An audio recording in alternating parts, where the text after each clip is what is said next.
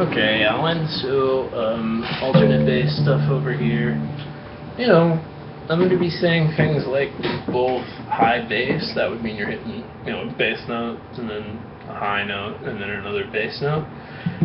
We know in this entire song that we're going to be going 1, 2, 3, 4. So like I was saying during the lesson, there's only really 4 rhythms that can occur between any 2 beats. Any boom, ding. The obvious one is just like 1, 2, whether we go, or or just like bass on its own, or 1, 2, or something like that. So there's 1. It might go 1 and 2. It might go 1, 2, and. It might go 1 and 2 and. So there it is. Like, do I play on the F beat? Do I play? So there we go. For instance, our first couple of things go 1, 2, and 3, 4, and it's both bass, high, bass, bass. That was both bass, high, bass, bass. There we are. Don't try to do that a whole bunch of times until it starts to get really easy, and don't turn it into a song that loops. Go for like 1 good one, pause, 1 good one, pause.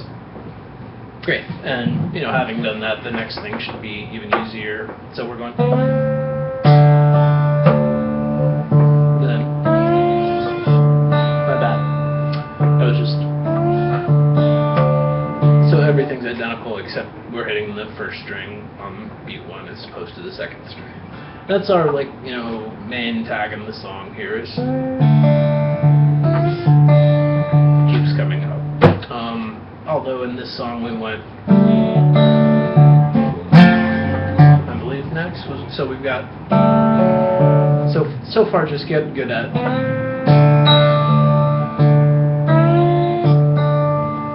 One thing to be mindful of is that you can't move your slide until the very moment that you go to play the next high note. It's got to be slide, moves here, slide, moves here, as opposed to getting it out of the way ahead of time, which would happen subconsciously. Now we're hitting all 4 of our fingers, so get awesome up to there. 2 minutes and 30, we're going. Let's get it down, we're going 1 and 2 and 3, 4. That was pull off. So, both bass, high bass, bass. We did that once. It would be cool to do it twice. That'd be cool too. You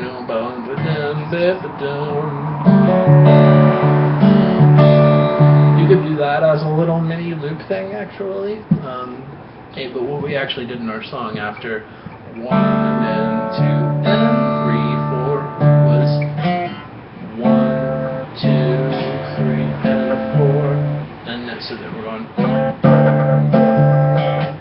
Cool, so slide to placement's going to be really important. Now we're fretting on the 3rd string while playing the 4th string open, which I think probably happened in the Black Ace song, so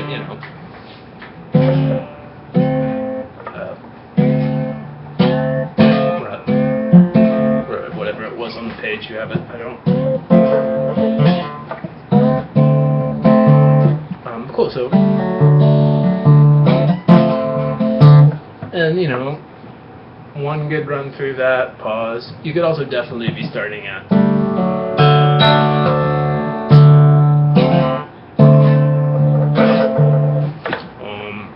Yeah, so there's our 1 chord part, and then we're going,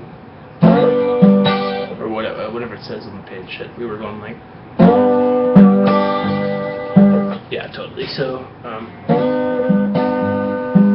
whichever it was.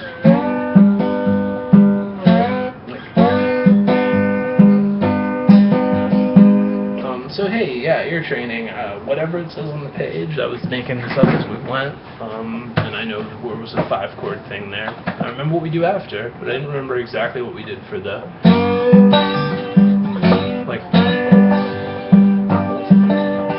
I forget. But we talked about picking the lowest note in the chord and the highest note in the chord, and, pushing a little harder with this part of the slide being the way to get that seamlessly impossible perfect balance where you don't, or Cool. So there we are. So we went 4-chord stuff. Excuse me. Then we go right back to, which will tend to be what we're doing. So we were just like.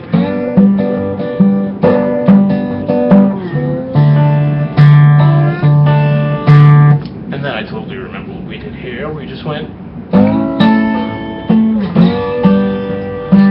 Or it might have just been. I think it was the latter. Yeah, just 1, 2, 3, 4, 1, 2, 3, 4, and then we're right back to. Right. So.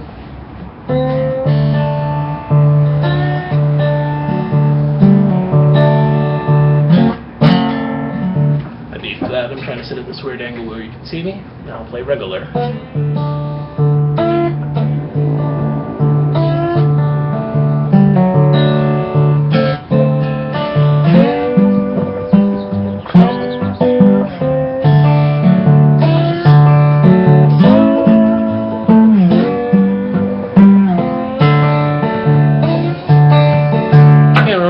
This arbitrarily, so you can fully just like learning the licks separately is the thing that we're working on, with huge pauses in between or whatever, playing the whole song immaterial, but obviously our goal as always, learn it in little sections, finish as you go, and then play the whole song in 2 different stages, and especially during something like this, which is designed to be sonically deceptive and by definition more than we can actually consciously think about at once, it'll be more important to do the I'm learning the dance steps part.